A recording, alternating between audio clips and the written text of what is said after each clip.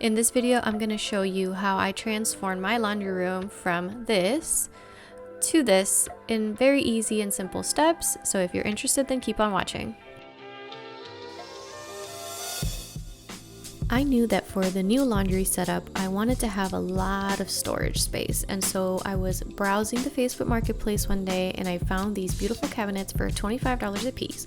So for $50, I was able to get away with all the storage space I'm gonna need in my laundry room, and all it needed was just a good painting and changing placements of the hardware, because currently they are sitting at the top of the cabinets because the previous owners used these as bottom cabinets. I decided to remove the doors so that it's easier for me to spray paint and get all the little crevices without getting any drippage markings. So as you can see, I'm just giving these cabinets a light sanding, nothing too intense. And then I'm going to be filling in some of the holes with some wood filler so that the cabinet looks as seamless as it possibly can. This is the brand that I'm using, and I'm just covering the previous holes and any other imperfections that I'm not happy with.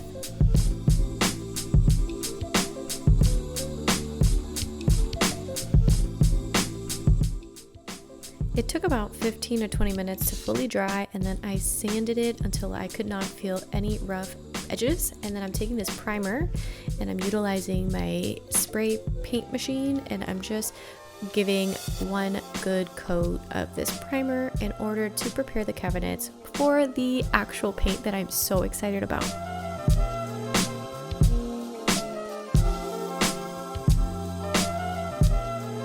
I decided to spray paint the knobs in this metallic champagne bronze by Rust-Oleum, and it is just the most beautiful shade of like antique brass. I absolutely love the way they look against the beautiful color I chose. This is the cabinet paint and furniture that I am using, and it's going to be in the color Accessible Beige. I see this everywhere on Pinterest, on all kinds of Facebook groups, and I just fell in love the moment I saw it and knew that I wanted it in my laundry room. I'm doing the same process as I did with the primer, and I'm utilizing my spray gun, and it took about 2 good coats in order for this to be the opacity that I wanted it to be.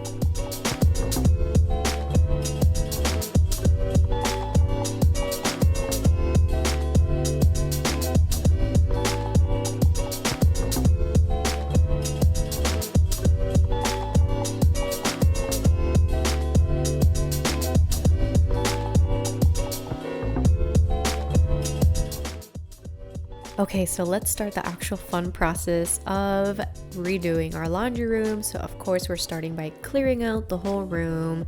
Everything is gonna go. We're gonna get rid of the washer and the dryer and our wired shelving.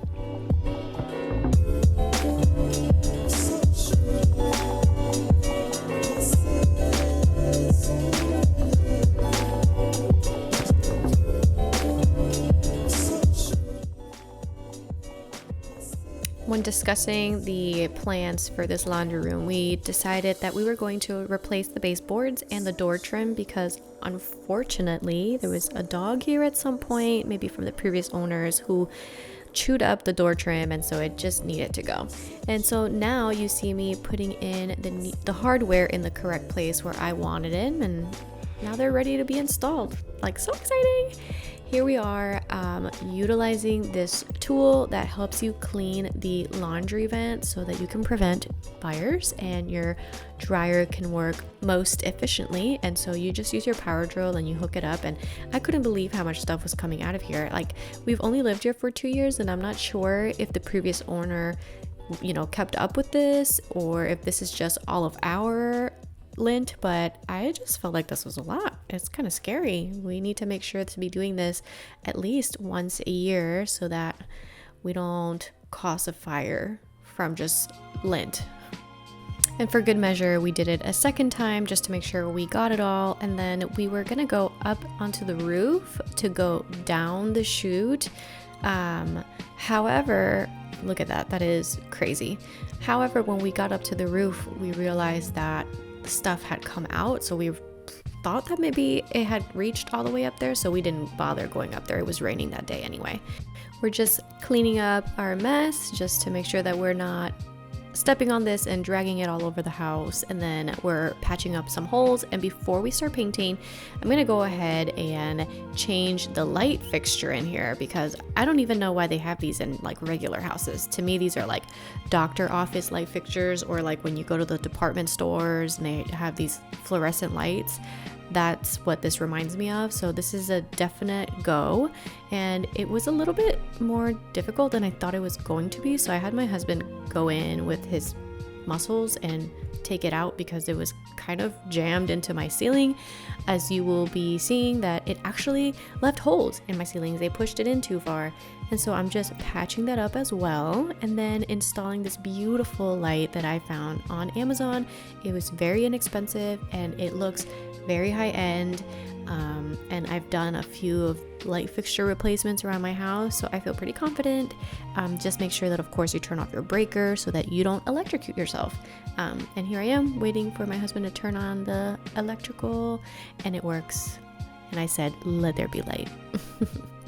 And now we're painting, because we know that I'm not going to be making any more mess and dust isn't going to be falling from the ceiling. This paint color is the one that I have all throughout my house. It is White Duck by Sherwin-Williams. And now we're moving on to wallpaper. I have never personally installed wallpaper. My husband has, so he was kind of like the pioneer here, and I just followed his lead. Very easy. It is a little finicky. I also got it from Amazon, and one roll was enough to cover this wall, and I didn't even go down all the way. So the way we submerged this in water, because it was pre-pasted, and once you submerge it in water, it gives you like a timeline. You're supposed to wait like 30 seconds, and it gets really gelatinous, and you can just stick it right onto your wall carefully. And then I got this wallpapering kit, also from Amazon, and it made the process a lot easier. I was able to smooth the wallpaper onto the wall, get rid of any bubbles. It also came with like an X-Acto knife that I was able to use to cut excess pieces that you'll see, like the ceiling up there. There's a little bit of excess, but we're just gonna wait till the end to make sure that everything is perfect before we start cutting any excess pieces off. And then for this little corner, it was a little bit tricky, but because the paper is lined, I just cut down a line and aligned those pieces together with the wallpaper that was already on the wall, and it kind of disappeared into the other lines, so it was perfect. Again, easy process, a little finicky, but I think in the long run it's worth it because it looks absolutely beautiful. You can also paint this wallpaper if you'd like to, and I had plans to paint it, but once I saw it up and saw how beautiful it looked just as is, I left it as is to give it a little bit of contrast.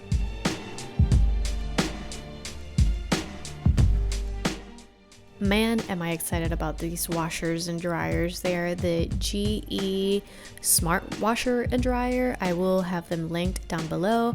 They are so beautiful, and I am just too excited to contain myself. Okay, so installing these cabinets were a little tricky, and I'll tell you why. Because usually when you install upper cabinets, you'll have like a 2x4 drilled into the wall so that it helps you support the cabinet while you're messing with it and trying to put it onto the wall.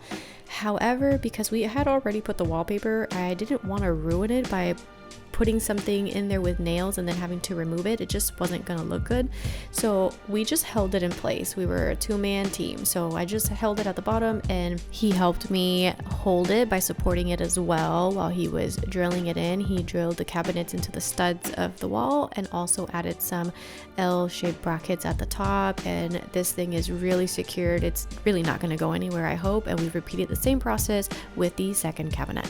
Now we're moving on to the floating shelves, which is a lot easier than we anticipated. We did do a little test run with the bottom shelf, so I'm going to show you how to do this with the second floating shelf.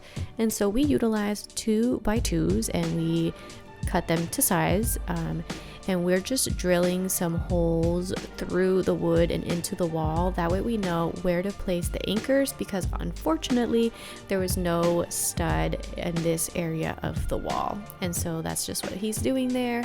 And when he's done, he's gonna take some anchors and he is going to place them inside of those holes. The tighter the better, so that you have better support.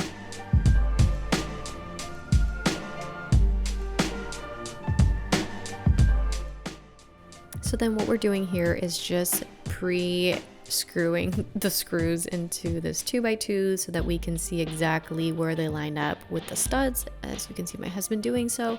And then instead of utilizing a power drill to really screw these in place, important, you want to use a level at all times in order for your shelf to be as straight as possible. Anyway, use a manual screwdriver to really screw these into your anchor, because if you use a power drill, you run the risk of stripping your anchor, and then it's just really not going to be as sturdy as you want it to be. And so now we're doing another 2x2 cut to size, and we're gonna place that onto the shelf for extra added support, and then also onto the 2x2 that's already on the wall to create the bones of the floating shelf. Again, we're using a leveler because we want to make sure that everything is going to be straight, because it is a shelf and we will be putting stuff on there. He also did screw in a wood screw diagonal on here so that it would be into the stud of the wall and going through all of the wood and the cabinet and everything, so it's extra sturdy. We're repeating the same process, and then for the middle 2x2, we're doing some pocket holes utilizing this contraption. It is linked in my description if you're interested, but this is going to make this 2x2 really sturdy onto the 2x2 that's already on the wall. And then using the leveler, make sure that that is super straight. And then as you can see, these are the bones to your floating shelf. It almost looks like an E if you're looking at it that way. And then we're just gonna lay a piece of plywood on top and nail it into place. Same thing for the bottom. We're just gonna nail that into place. Use as minimal amount of nails as you can. You can also use wood glue. However, I was just afraid that because this is the laundry room and it gets kind of warm, that it was just gonna like fall apart eventually. So I chose to nail it in place and then filled it in later with some wood filler. Now we're moving on to creating the tabletop for the laundry room, and we did that by utilizing scrap pieces of wood. Ideally they would be like 2x4s, and you would place these all around where you are going to have your table lay on top of. So just make sure that these things are sturdy. We used the nail gun machine and we did a lot of nails. It was pretty sturdy, and this was going to be supported in the middle as well, so I wouldn't stress out too much about adding all kinds of anchors on here. But we then went ahead and just made sure that the tabletop fit and that the supports were supportive enough, and then we fit in the dryer just to make sure that it still had room. And once we realized that it was good, we went ahead and did a little cutout to where the washer connections would be, because they are going to be, exposed over the tabletop. Is just unfortunate that way, and we're not going to move the connections, so we're just going to work around it. And once we cut that out, we went ahead and sanded it down, so in case we do need to kind of mess around with it and put our hands in there, we won't get any splinters. Okay, once that was all ready, my husband made sure that this thing was as far back as it was going to go by using a mallet and a trim piece and just hammering it into place. This is our makeshift support for the middle. We're just using extra plywood we had laying around, and we nailed them together, and then we added some L-shaped brackets to just really make it sturdy and not gonna go anywhere. And that was basically it for the table itself. We did choose to add trim, and you can do that if you want to. We used a 2x4 and it was already primed. And just make sure that you're going to nail them right in the middle, because that is where the plywood is. So that's just how it goes. Next is the baseboards and the door trim, and the trick to, I think this is the door trim. The trick to this is just to make sure that your angles are correct. All of your angles will be at a 45 degree, and you're gonna measure out from the actual frame of the door and not where the wall cutout is, if you can see what we're doing there. And then we're doing the same thing with the baseboards, except the cut is different. You have to tilt the machine a different way, and to be honest, I have no idea. My husband knows how to do that. I let him do that. And then I went ahead and caulked everything. I caulked all the shelves, the tabletop, the baseboards, the door door trim. I just wanted everything to be seamless. And then the trim pieces that I added onto the table, I am painting the same color as the cabinets, and the same with the baseboards and the door trim, and actually the back side of the door. Everything is the same color, accessible beige. And then as far as the stain that I used is just like a whitewashing stain, and you just leave it on for as long as you want to, and the longer you leave it, the whiter it gets. So I literally brush it on and I just wipe it right off because I don't want it to be really intensely white. But I did use that with the floating shelves, and I used that on the tabletop as well. And now it's all about these small details. So I'm removing all of the tape and plastic wrapping of the washer and dryer, which both fit beautifully, by the way. No hitches there. I did feel it was useful to run a really small load just to make sure that there wasn't going to be any leaks or anything like that. And so that's what I ended up doing here. And this washer is it's just amazing. I don't think I've ever had a washer like this before. It's smart, and I guess it connects to Wi-Fi. I haven't really played around with it, but I can do a more in-depth video on them if you guys are interested. But they're beautiful and they work great. So fancy. I am so excited about them. They have these pencils that help you kind of blend in things into wood better, and it's in the shade white, and I just went over those little areas where I used the wood filler to cover the nails because I still felt like you could see them, and they helped blend it a lot easier and it looked a lot nicer. And then I went in with a sealer for my tabletop in order for it to be protected and hopefully not scratched up. I also utilized it for the trim, again, just to protect it. And then another little detail we did was change the light switch in here. I wanted a dimmable light just so that I could control how much light I want in this laundry room, just to be extra.